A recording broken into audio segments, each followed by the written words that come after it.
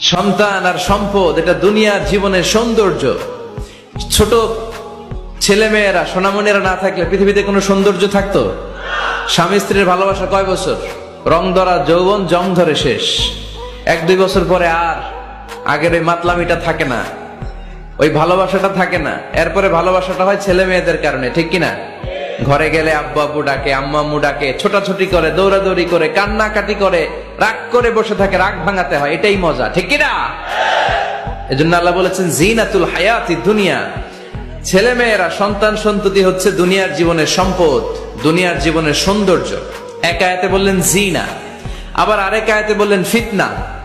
ইন্নামা আমওয়ালুকুম ওয়া আওলাদুকুম ফিতনা। তোমাদের সম্পদ, তোমাদের ছেলে মেয়েগুলো যেমনি সৌন্দর্য, আবার অন দা আদার হ্যান্ড তারা তোমাদের জন্য ফিতনা।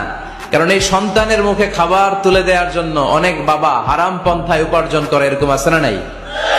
তাহলে ওই সন্তান শুধু জিনা না, ওই সন্তান ফিতনা।